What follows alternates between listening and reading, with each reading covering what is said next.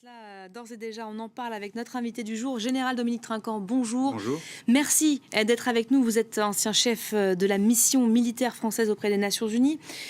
Question qui revient finalement chaque année. L'enjeu de cette intervention du jour. Alors l'enjeu est particulier cette année pour deux raisons. La première, c'est que le président a décidé de ne plus faire de vœux ce qu'on appelle au corps constitué, qui était une succession de 20 rendez-vous qui prenaient beaucoup de temps et son emploi du temps est assez chargé en ce moment. La deuxième, c'est que c'est les premiers vœux aux armées de la nouvelle loi de programmation. Or, on sait que la nouvelle loi de programmation, c'est celle qui donne des moyens supplémentaires aux armées pour atteindre 2% du PIB en 2025.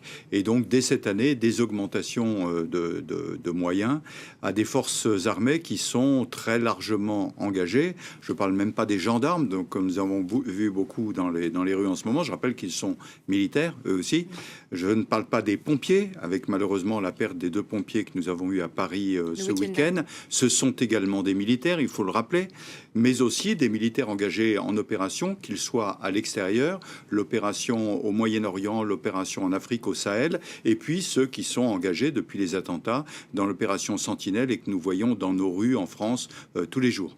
La demande de moyens, ça s'était réclamé depuis des années, mais peut-être encore plus ces derniers temps, quand on sait à quel point elles sont mobilisées, ces forces françaises. Oui, vous avez raison, elles sont mobilisées. Et après les attentats, il y avait une réaction immédiate du gouvernement précédent qui a été d'augmenter de 10 000 hommes l'ensemble des forces armées. Mais en revanche, on n'avait pas donné les moyens.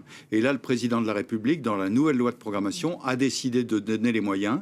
Un certain nombre d'inquiétudes se faisaient jour à propos des 10 milliards qui doivent être déboursés après la crise des Gilets jaunes. Et le président a très fermement rappelé que ceci ne touchera pas à la loi de programmation militaire et donc au budget des armées.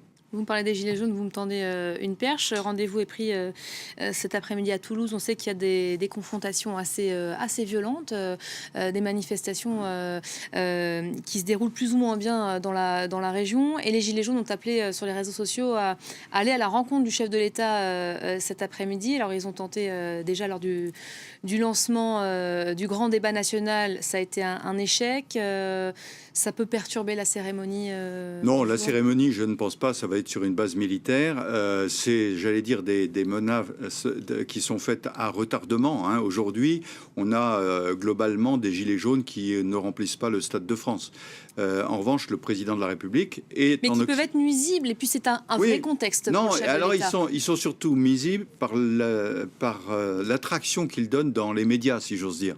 Parce que sinon, le président de la République demain reste en Occitanie pour avoir un débat avec les maires comme il l'a eu en Normandie. Il reprendra la suite de son débat. Donc voilà, et ça c'est la suite de ce qu'il a proposé, qui est le grand débat, qui doit proposer des solutions. Donc je veux dire, maintenant on a compris, les gilets jaunes autour des ronds-points, on a compris. Maintenant il faut passer aux propositions, transformer les violences en des vraies propositions. Et on en est là aujourd'hui. Et le chef de l'État a d'ailleurs décidé cette parenthèse au milieu de ce grand débat national. Il a décidé de maintenir ce rendez-vous avec les forces armées. Vous le disiez, c'est ce sont les seuls vœux cette année qu'il réserve les armées. On a le sentiment quand même d'une grande attention, en tout cas toute particulière, accordée à cette relation avec le monde militaire. On a évidemment encore en tête les débuts difficiles marqués par la démission en juillet dernier du chef de l'État-major. Ça, c'est une réalité toujours ?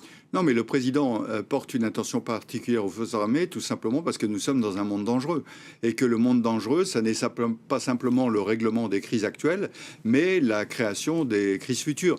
On n'a pas souligné là, mais Toulouse, c'est quoi? C'est la 11e brigade parachutiste, c'est la capacité de réaction rapide. Or, au mois de novembre, avec 10 partenaires européens, la France a signé une étude qui s'appelle l'initiative européenne d'intervention.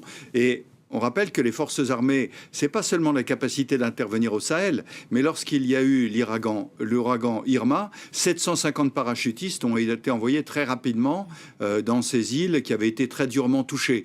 Donc c'est cette capacité des armées de pouvoir réagir rapidement, quelle que soit la menace. Et on sait que dans ce monde dangereux, on a besoin aujourd'hui de créer cette capacité avec d'autres domaines qu'on voit moins, le cyber, l'espace, qui sont les grands programmes à venir et dans lesquels, naturellement, nous avons besoin de l'autonomie européenne et de la capacité européenne d'investir dans ces projets. Si vous vous souvenez bien, c'est pas un hasard le choix de cette base à Toulouse. On se souvient du porte-avions militaire l'an dernier. Là, il y a un message à y voir. Bien sûr, je pense qu'il y a un message à y voir. Capacité d'intervention, permanence, attention aux soldats. Je discutais il n'y a pas très longtemps avec des soldats. Ils me disaient qu'ils passaient 2/3 de l'année en dehors de chez eux. 2/3 de l'année en dehors de chez eux, que ce soit en opération extérieure ou en opération intérieure dans le cas de Sentinelle. L'état d'esprit, c'est quoi du coup? Pardon? L'état d'esprit, c'est quoi du coup? On sait que heureux de faire leur métier, mais ayant besoin de faire leur métier. Et je parlais de la loi de programmation, les militaires sont très attentifs à ce que tous les ans, le budget soit appliqué, ce qui est le cas pour l'instant. Merci beaucoup, Général Dominique Trinquant, d'avoir été avec nous. On suivra donc attentivement cette intervention du chef de l'État, les vœux aux armées françaises.